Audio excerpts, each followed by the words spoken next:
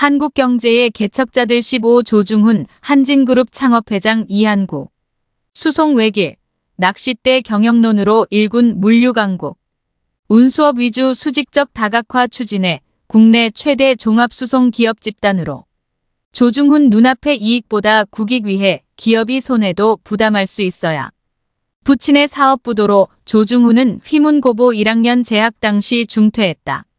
생전에 조중훈 한진그룹 창업회장 사진주 대한항공 한진그룹 창업자 조중훈은 일제강점기인 1920년 2월 11일 경성부 죽첨정서울 서대문구 미근동에서 양주 조씨 문강공파 18대손인 조명희의 사남 사녀 중 차남으로 태어났다. 미동공립보통학교에 진학한 그는 뛰어난 기억력과 상상력을 지닌 영리한 학생이었다. 승부근성도 강해 남에게 지는 것을 싫어했다. 조중훈은 보통학교 졸업 후 4년제 휘문고보종로구 원서동에 진학했으나 1학년 재학 당시 부친의 사업부도로 중퇴했다. 이후 경남 진해의 해원양성소기관과에 진학했다. 조중훈은 해원양성소도 우등으로 졸업했다. 이후 일본으로 건너가 17세이던 1937년 고베의 후지무라 조선회사에 취직했다. 후지무라는 잠수함, 구축함 등을 만드는 조선회사였다. 조중훈은 성실히 근무해 3년 만에 일본 운수성의 2등 기관사 자격을 획득했다. 이후 화물선 기관사가 되어 천진, 상해, 홍콩, 마카오, 필리핀 등을 두루 섭렵했다. 나는 천성이 직장생활과는 인연이 먼 것 같았다. 우수한 엔지니어로 인정받고 두둑한 봉급을 받았지만 항상 무언가 허전한 감이 느껴졌다. 광활한 중국 대륙을 돌아본 나는 내가 할 일이 따로 있다는 것을 절실히 깨달았다. 김교식 한진그룹 조중훈 트럭 일대로 한진상사 설립 조중훈은 24세이던 1942년 여름 서울 종로구 효제동 한 모퉁이에 보링기계 일대를 설치하고 자동차 엔진 수리업체인 이연공업사를 차렸다. 이 무렵 국내에 운행 중인 대부분의 자동차는 수출 연료로 사용했다. 태평양 전쟁이 막바지로 들어서며 일제가 석유류를 군사용으로만 사용하도록 했기 때문이다. 목탄차는 수치나 카바이드 탄화칼슘 등을 태워 발생하는 가스를 이용해 기동하는 차다. 저효율은 물론 엔진 고장도 빈번히 발생했다. 이연공업사는 밀려드는 일거리로 승승장구했으나 1943년 8월에 일본 방위사업체인 마루베니사에 강제 흡수됐다. 1942년 조선총독부가 태평양 전쟁의 모든 자원을 총동원하기 위해 기업정비령을 발동, 전국의 중소기업들을 관련 대기업에 강제로 편입시킨 것이다. 일제는 수많은 조선인도 강제로 동원했다. 일제의 1938년 4월 국가총동원법 공포 직후 조선인 800만 명은 일본 본토는 물론 사할린, 동남아시아, 남양군도 등에서 혹사당했다. 조선인 학생들이 학도병으로 징집된 가운데 조중훈은 기관사 자격증을 지닌 덕분에 해방을 맞이할 때까지 철도 차량을 보수하는 용산 공작창에서 근무했다. 25세의 청년 조중훈은 해방 이전에 운영하던 보링 공장의 정리자금과 저축한 돈으로 1945년 11월 인천시 해안동 항동사가 3번지에 합자회사 한진상사를 설립했다. 사무실과 트럭 일대가 전부였다. 조중훈은 무한책임사원을, 친형 조중열과 조중훈의 둘째 처남 김건배는 유한책임사원을 맡았다. 상호 한진은 한민족의 전진을 의미했다. 한진상사가 조국 발전에 동참하겠다는 의지의 표현이었다. 당시 2천만 동포의 여망인 나라사랑을 담은 상호였다. 조중훈은 업종을 무역업으로 정했다. 그는 화물선 선원 시절 중국 상해에서 8개월간 머물던 당시 유대인과 중국 상인들의 상수를 터득했다. 한진상사 창업 무렵에는 국내의 모든 생산 기능이 마비돼 실, 설탕, 비누, 성냥, 심지어 라이터돌까지 귀했다. 이에 해외에서 필요한 물건을 수입해오면 종류를 불문하고 초과 이윤이 보장됐다. 한진이 인천에서 사업에 착수한 것도 수도 서울이 인접한 데다 중국과 무역을 함에도 유리했기 때문이다. 그러나 그의 무역상 시도는 불발됐다. 미군정이 한진 상사 창업 한 달 전인 10월부터 해외여행 무역업에 대한 군정청의 허가를 받도록 했기 때문이다. 미군정은 해방 직후 대외무역을 철저하게 통제했다. 통제무역은 1948년 정부 수립 때까지 지속됐다. 조중훈은 운수업으로 방향을 돌렸다. 해방 이후 인천항에는 갈수록 화물량이 늘어났지만 수송수단이 절대 부족한 데서 착안했다. 해방 당시 남북한 자동차는 8천여 대에 불과했다. 조중훈은 운수업이 초기 투자가 큰 데다. 위험성도 높아 수익 다변화 차원에서 카바이드 탄화칼슘화 인견사 유통을 겸했다. 당시 남한에는 전력 부족이 심해 대체품인 카바이드 수요가 컸다. 그는 강원도 삼척에서 카바이드를 구매해 도매상에 넘겼다. 그 과정에서 생긴 돈으로 인천항을 통해 들어오는 인견사를 구입, 강화도의 소규모 방직 공장에 공급했다. 23년 동안 박리담회로 꽤 많은 돈을 벌었다. 조중훈은 신용을 철저히 지켰을 뿐 아니라 고객 관리에도 만전을 기했다. 그는 트럭을 구입할 당시 보유하고 있는 트럭 엔진과 같은 엔진을 장착한 차만 구입하기도 했다. 문제 발생 시 즉각 대처하기 위함이다.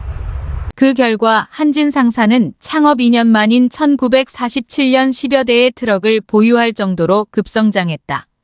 같은 해 10월에는 교통부로부터 경기도 일원에 대한 화물자동차 수송사업 면허를 획득했다. 당시 화물운수업체들은 규모가 영세한 무허가 업체가 대부분으로 4세 확장에는 한계가 있었다. 이때부터 조중훈은 중고 지프차를 직접 몰고 현장을 누비며 진두지휘했다. 그 결과 창업 5년이 되는 해인 1950년에는 종업원 40여 명, 트럭 30대를 보유한 중견 화물운송업체로 성장했다. 그러나 625전쟁 1950만 1953은 조중훈의 사업을 원점으로 돌려놓았다. 625전쟁 와중에 한진 상사의 차량과 장비들이 군용으로 징발된 것이다. 그는 나머지 장비들을 동고동락했던 직원들에게 헐값에 처분하고 부산으로 피랑 갔다. 주한미군 용달 사업으로 도약. 25세의 청년 조중훈은 1945년 11월 인천시 해안동항동에 한진 상사를 설립했다. 지난 1950년대 인천 소재 한진 상사 창고 모습. 사진주 대한항공. 조중훈은 전쟁이 교착 상태에 빠진 1953년 봄 무렵 잿더미로 변한 인천으로 돌아왔다. 그에게 남은 것은 쑥대밭으로 변한 한진 상사 건물 부지와 은행 부채뿐이었다. 그러나 낙심하지 않고 폐허 위에 가건물을 세웠다. 가건물에는 한진 상사 간판을 걸고 사업을 재개했다.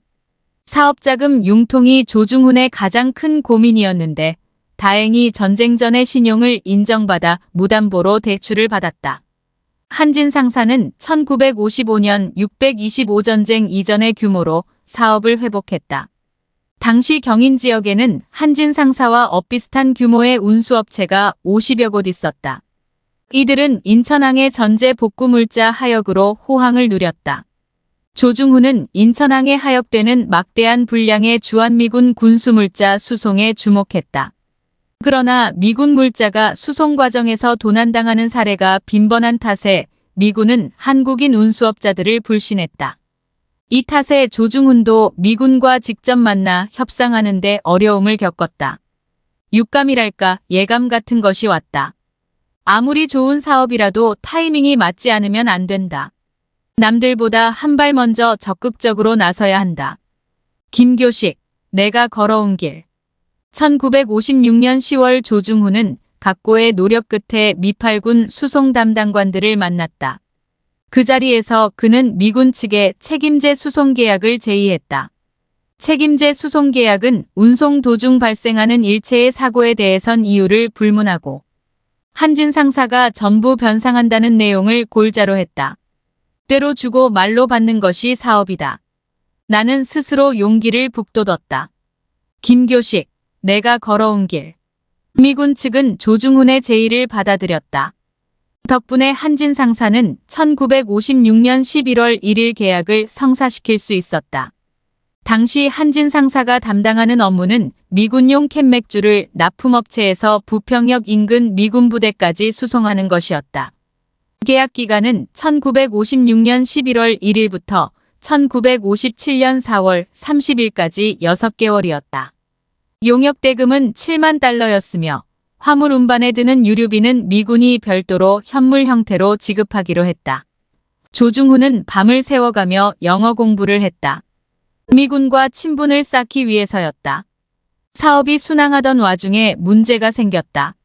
어느 트럭 회사에서 임차한 차량의 운전기사가 수송을 맡은 미군 겨울용 파카를 찻대기로 남대문 시장에 팔아넘긴 것이다.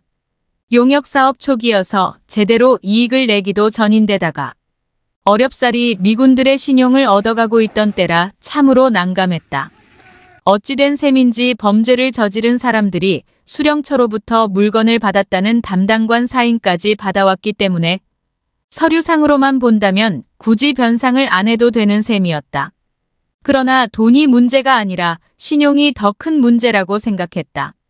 직원 한 명을 남대문 시장에 상주시켜 놓고 물건이 나도는지 살펴보도록 했다. 5일쯤 지나자 분실된 물건들이 나돌기 시작했다.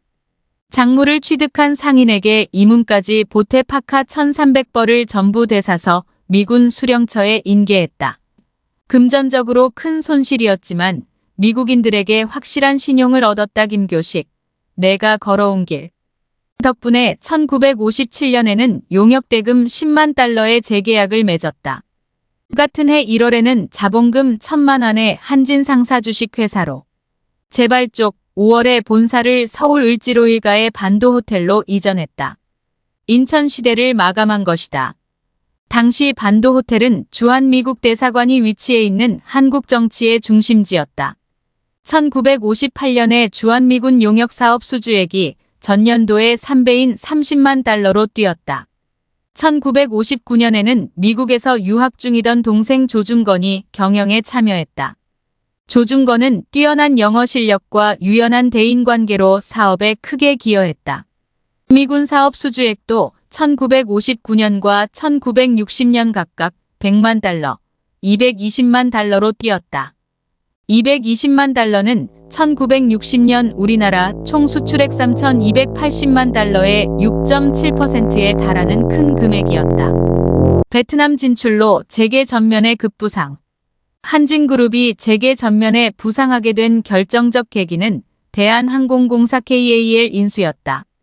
지난 1972년 4월 19일 미국 로스앤젤레스 LA 노선 첫 취항 당시 KAL 모습. 사진주 대한항공. 1965년 베트남전이 확대되자 미국은 막대한 전비를 투입했다. 당시 장기영 경제기획원 부총리는 조중훈에게 4월 미군 및 한국군의 군수물자 수송을 제의했다. 한국군 역사상 최초의 해외 파병은 미국의 요청으로 성사됐다. 그 결과 1965년부터 1973년까지 한국군 32만여 명이 베트남 전쟁에 참여했다. 1965년 8월 15일 조중훈은 아우 조중건과 미국에서 미 국방부와 8월 한국군의 군수물자 수송계약 교섭에 착수했다. 조중훈은 친분을 쌓았던 미팔군 출신 고위 장교들의 도움을 받았다. 1965년 12월 조중훈은 8월 한국군 맹호부대 주둔지 인근 항구인 퀴노낭을 사업장으로 정했다. 조중훈은 1966년 1월 계약을 위한 협상에 착수했다. 미 국방부는 계약 조건으로 쌍방 보증금 300만 달러 예치 및 미측이 요구하는 모든 수송 장비의 완비를 요구했다. 조중훈은 장기영 부총리에게 협조를 부탁, 600만 달러의 정부 지불 보증을 받았다. 트럭 180대, 바지선, 예인선, 지게차 등 300점이 넘는 장비는 당시 일본 최대의 군납업체였던 국제흥업의 사사키 사장에게 부탁해 구비했다. 1966년 3월 10일에 미 군수품 수송 용역 계약을 체결했다. 기간은 1966년 5월 25일부터 1년으로 했다. 용역 대금은 725만 달러로 당시 한국 기업들이 베트남에서 수주한 금액 중 최고액이었다. 한진이 담당한 업무는 베트남 중부 지역에 산재한 한국군 맹호사단과 2개, 미군 사단 등 5만 병력의 전략물자와 식료품을 퀼노낭에서 하역, 각 부대로 운송하는 것이었다. 구체적으론 항만 하역, 항만 터미널 운영, 육상 운송, 내륙 장치장 운영, 장비 정비 및 도선 업무였다. 베트남 용달 사업은 1966년 4월 27일부터 개시됐다. 한진의 수송단은 월맹군의 표적이 되어 위험이 상존했다. 당시 조중훈은 군수물자 수송트럭에 직접 탑승해 겁에 질린 한국인 근로자들을 진두지휘했다. 조중훈은 휴일도 없이 수송 업무를 강행해 미군 수송 관계자들을 놀라게 했다. 그 결과 1차 용역 계약이 끝날 무렵인 1967년 5월에는 3,400만 달러의 재계약을, 1968년에도 비슷한 규모의 재계약을 할 수 있었다. 덕분에 한진은 1966년부터 1971년까지 5년 동안 베트남에서 1억 5천만 달러를 벌었다. 당시 한국은행의 가용 외화 총액이 수천만 달러인 점을 감안하면 엄청난 금액이었다. 베트남 진출은 한진이 재계의 전면에 급부상하는 결정적 계기가 됐다. KAL 인수하고 한진해운 설립. 1970년 제4회 수출의 날 군납 최고 표창을 수상한 조중훈 오른쪽 한진그룹 창업회장. 사진주 대한항공. 한진의 첫 번째 사업 다각화는 버스 여객 운송업이었다. 한진 상사는 1961년 미 전략 공군 사령부의 버스 80대를 할부로 불화받아 3년 뒤인 1964년 대한운수를 설립했다. 1968년 12월 31일 경인고속도로와 경부고속도로 서울-수원 구간 개통과 함께 황금알을 낳는 거위에 비견되던 고속버스 운행 사업에 참여하기도 했다. 덕분에 사업 3년 만에 투자금을 전액 회수했다. 이후 고속도로가 전국으로 확대된 1970년대 한진은 국내 최대 고속버스 회사로 발돋움했다. 1968년 4월 포항제철 설립과 함께 한진은 포항제철소 건설자재 운송을 사실상 독점했다. 같은 해 8월에는 물류업체인 대한종합운수도 인수했다. 한진 상사는 1972년 4월 주한진으로 상호를 변경하고 1974년 인천항 컨테이너 터미널 운영 개시 및 증권거래소에 주식을 상장했다. 1976년 9월에는 부산항 제3부두에 30T급 겐트리 크레인을 설치하고 운영을 개시했다. 1977년에는 중동의 항만 하역 사업에 진출하면서 육상 및 해상 물류의 지평을 넓혔다.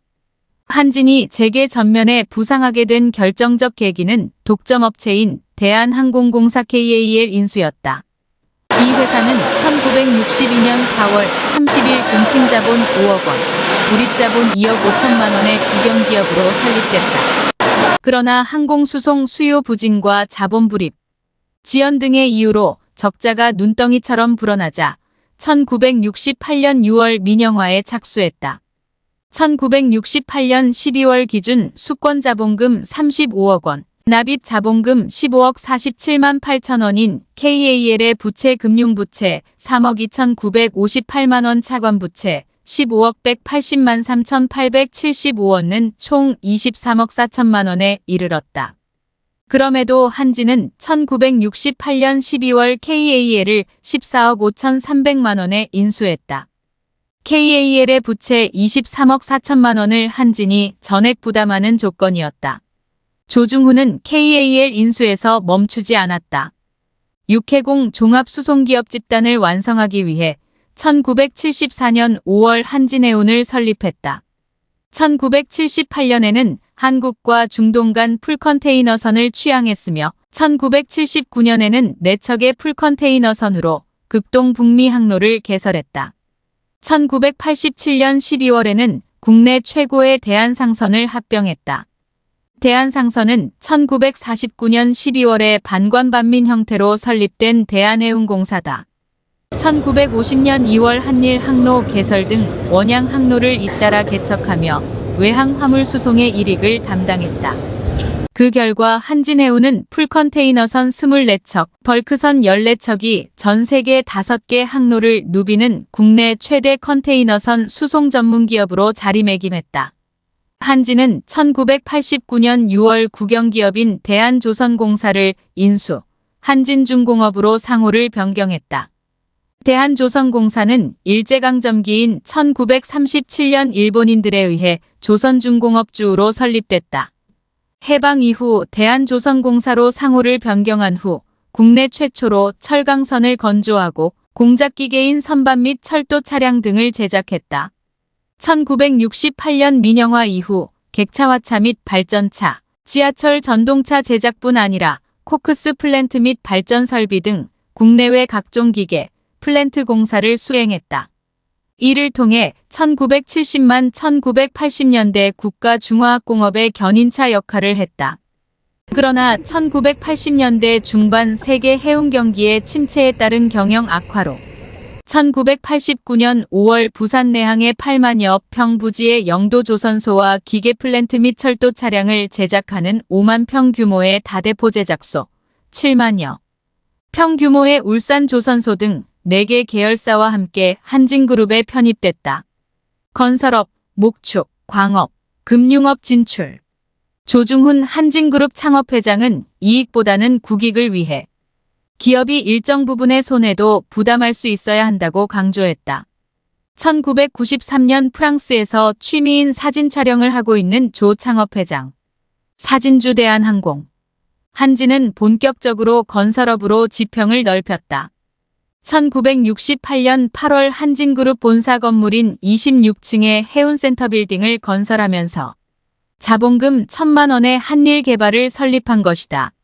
이후 한일개발은 그룹 내 각종 건물 공사를 전담하는 것은 물론 해외 건설에도 주력했다.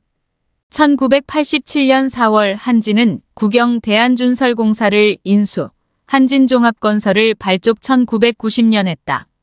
대한준설공사는 1967년 8월 전국의 항만과 항로준설을 목적으로 설립됐다.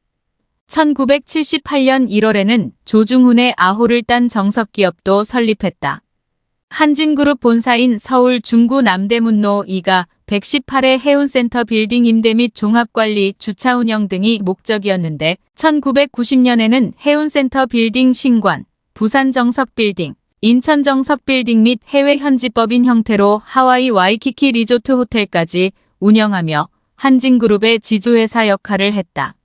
한진은 목축 및 광업 경영을 목적으로 1972년 3월에는 제동흥산 주식회사를 설립했다. 제주시 조천읍 교래리의 한라산 동쪽 중산간 유휴지 451만 1000평을 확보, 제동 목장을 개설한 것이다. 광대한 면적의 최신 장비와 현대식 시설을 갖추고 한우 및 유구 앵거스, 샤롤의 300여 마리를 사육했다. 1984년부터는 프랑스 에비앙과의 기술 제휴를 통해 남제주 표선면에서 생수를 생산해 KAL에 납품했다. 경북 동해안 후포와 강원도 지역에서는 양질의 석회석, 광구를 확보해 1976년까지 포항제철의 석회석 1100만 T를 공급하기도 했다. 1987년 5월에는 광양제철소 제2기가 준공되자 같은 해 7월에는 제2분쇄공장을 준공했다. 제2분쇄공장은 연산 120만 T의 생산 능력을 갖춘 거대 공장이었다. 한진은 금융업에도 진출했다. 1967년 7월 동양화재보험을 당시 장기영 경제부총리의 중개로 5억 7천만 원에 인수했다. 동사는 일제강점기인 1921년 12월에 조선식산은행과 일본인들에 의해 500만 원의 조선화재해상보험으로 설립된 기업이다. 1945년 해방 이후에는 몇 차례 주인이 바뀌었다. 한진이 화재해상보험을 설립한 이유는 앞서 베트남에서 벌어들인 현금의 활용 및 물류 사업에서의 보험이 필요했기 때문이다. 이후 1973년 4월에는 자본금 5억 원의 한일증권 메리츠 증권을 설립, 1992년 증권거래소에 상장했다. 한국운수업 발전 선도한 개척자. 조중훈은 1968년 인천의 대표 명문사학인 인하대학교를 인수했으며 1979년에는 국내 유일의 민간 항공인력 양성기관인 한국항공대학을 인수했다. 한국항공대학은 대한항공의 경쟁력을 높이는 데 크게 기여했다. 한진의 다각화는 1960년대 말부터 본격화됐다. 베트남에서 벌어들인 막대한 현금이 시드머니였다. 한진그룹은 1972년 8개의 계열사를 거느린 재벌로 부상해 삼성과 LG그룹에 이어 재벌 순위 3위에 위치했다. 한진은 운수업 위주의 수직적 다각화를 추진해 육해공을 아우르는 국내 최대 규모의 종합수송 기업 집단으로 자리매김했다. 조중훈 한진그룹 창업주는 2002년 11월 17일 82세를 일기로 타계했다. 그는 평소에 예술가의 혼과 철학이 담긴 창작품은 수천 년이 지나도 그 아름다움을 잃지 않듯이 경영자의 독창적 경륜을 바탕으로 발전한 기업은 오랫동안 좋은 평가를 받게 된다며 기업가도 예술가처럼 신념과 노력으로 일관해야 한다고 역설했다. 그의 낚싯대 경영론도 돋보인다. 낚싯대를 10개, 20개 걸쳐 놓는다고 해서 고기가 다 물리는 게 아니다. 진정한 낚시꾼은 한 대의 낚싯대로 많은 물고기를 잡는다는 것이 그의 낚싯대 경영론이다. 조중훈은 사업 확장 과정에서 많은 기회가 있었음에도 오로지 수송 외길을 걸어왔다. 또한 조중훈은 기업이란 반드시 국민 경제와의 조화라는 거시적 안목에서 운영해야 하고 눈앞의 이익보다는 국익을 위해 기업이 일정 부분의 손해도 부담할 수 있어야 한다고 강조해왔다. 부실덩어리였던 대한항공공사, 대한선주와 같은 공기업을 인수한 이유다. 이처럼 조중훈 창업주는 수송보국 일념으로 국가의 대동맥인 한국의 운수업 발전을 선도한 개척자였다.